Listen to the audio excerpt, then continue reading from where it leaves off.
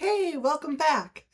So you picked the Idealist version, and now you're probably wondering, what does that actually mean? That's what we're exploring today.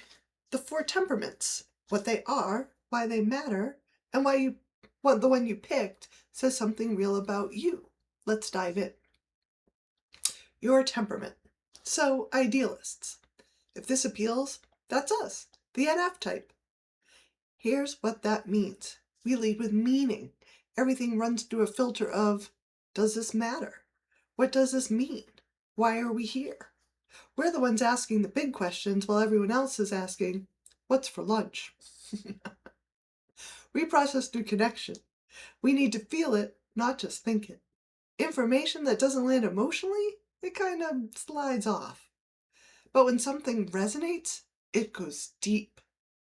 We're also the ones who can see the gap between what is and what could be possible, which is a gift and also kind of exhausting because we feel that gap all the time. Here's what idealists bring to the table. We see potential in people even when they can't see it in themselves. We hold the vision of what's possible. We connect dots between ideas that seem totally unrelated. And we give a damn. That's not nothing. In a world that's constantly trying to make people stop caring, we keep caring anyway. That's our superpower. And sometimes our wound. Now, the other three temperaments. Because here's the thing, they're not wrong, they're not broken, they're not less deep than us. They just run on a different level. The guardians, or the SJ types. They lead with duty and reliability.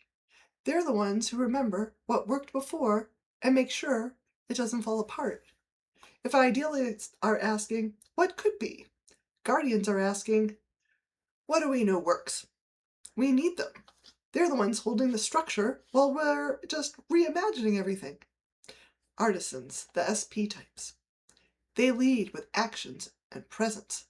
They're here, in the moment, fully alive to what's happening right now. While we're pondering the meaning, they're already doing the thing. They cut through overthinking like a knife through butter. We need them too.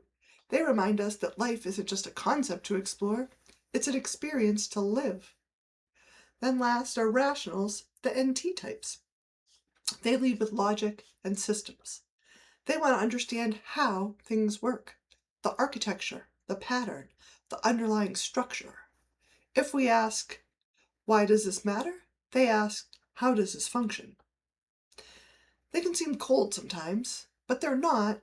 They just process through thinking before they get to the feeling. And honestly, their frameworks help us make sense of our big feelings. We need all of the temperaments. Now, I want to be really clear, this isn't a box. Knowing you're an idealist doesn't mean you're only this. You have access to all four energies. You can be practical when you need to.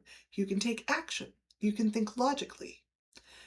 But being an idealist, this is your home base. It's not your prison. It's where you naturally start, how you instinctively process, the language your brain speaks most fluently. And knowing your home base, that's power. Because when you know where you're coming from, you can navigate anywhere. But here's the thing, temperament isn't the deepest layer. There's something underneath. Two fundamental orientations that cut across all four temperaments. There's heart and soul, or mind and body. Here's what we will explore next time. That orientation that shapes how you experience everything, including your temperament. For now, just sit with this. You're an idealist. You lead with meaning. You process through connection. You see what could be, and that matters. See you next time.